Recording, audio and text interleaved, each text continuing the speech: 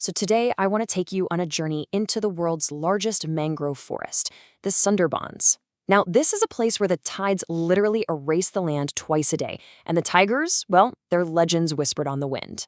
We're going to follow one traveler's incredible story right into the heart of this wild, mysterious landscape, where these massive rivers hide some really ancient secrets. Our story starts on a rain-soaked morning in March. You can just feel the air, heavy with moisture, painting this picture that's both beautiful and, honestly, a little intimidating. Like the traveler says, this isn't just some trip, it's an adventure. And the goal? To get deep into the forest's core, heading for two specific spots, Sudanya Kali and Dabaki Camp.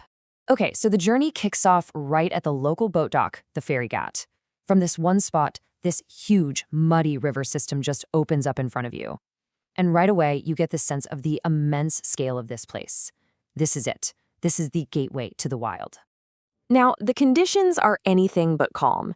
It's something called Bahara Kotal, which is the peak of the high tide, so the river is swollen to its absolute limit.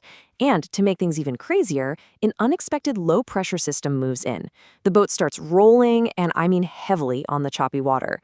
So yeah, forget a gentle river cruise, this is a full-on expedition.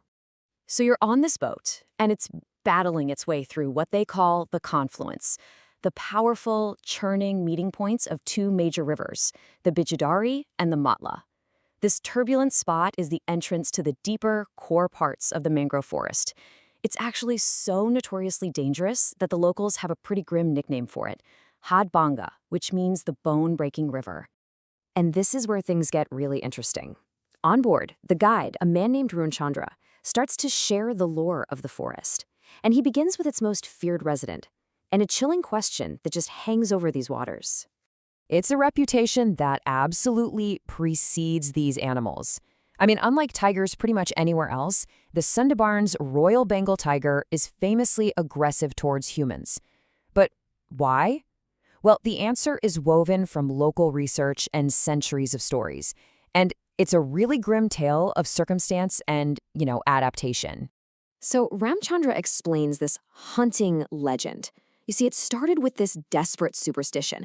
Families would send their loved ones who'd been bitten by snakes adrift on rafts, just praying for some kind of miracle. Well, these bodies would wash up deep in the mangroves. And for the tigers, who were struggling to hunt in that thick, difficult jungle, it was an unnervingly easy meal. Tragically, this behavior was then taught by mother tigers to their cubs, creating a whole lineage of tigers with a taste for human flesh. But then, just as the guide is painting this picture of this fearsome, terrifying predator, he completely flips the script. He reveals this stunning paradox. The man-eater is also the most devoted mother imaginable.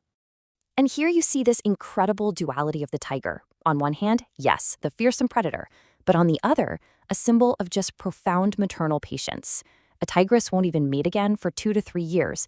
Instead, she dedicates herself completely to raising her cubs until they can survive on their own, teaching them everything: how to swim, how to climb, how to hunt in this brutal environment. And it all leads to this one incredible act of sacrifice. Once her cubs are old enough, the mother doesn't drive them away. No. Instead, she gifts them her territory, her entire island, and she swims away to find a brand new home for herself. It's an act of profound selflessness that just completely changes how you see this animal. All right, so with these powerful stories swirling in your head, the journey continues towards Sudanya Kali and Dobaki. So, what does this vibrant and, let's be honest, sometimes dangerous ecosystem actually look like? One of the highlights at Dobaki Camp is this incredible canopy walk. It's this long, fenced walkway that rises right over the mangrove floor. It gives you this amazing, elevated view right into the forest's core. You can safely look down into the very terrain where tigers roam, all without ever disturbing their world. It's pretty cool. Now, while the Royal Bengal tiger remained a ghost in the trees, which, let's face it, it often is, the forest was absolutely alive with other wonders. You see spotted deer just grazing peacefully, then you spot a tortoise by the water, and these bright red crabs are scurrying all over the mudflats. The air is just filled with birds, and for one thrilling moment, a crocodile surfaces in the murky water. But beyond all the animals, this journey reveals a deeper truth. You start to realize the forest itself is a living, breathing thing, and it has its own secrets to survival. So how does a forest breathe when it's basically drowning in mud? It's through these, the shashmal or pneumatophores. See, in the oxygen-starved soil, these special roots grow upwards, like thousands of tiny snorkels, to pull oxygen directly from the air. The result is this surreal, almost alien landscape of cone-like spikes just sticking up out of the mud everywhere. And so, this journey through the Sundarbans ends in a place that's really defined by duality, isn't it?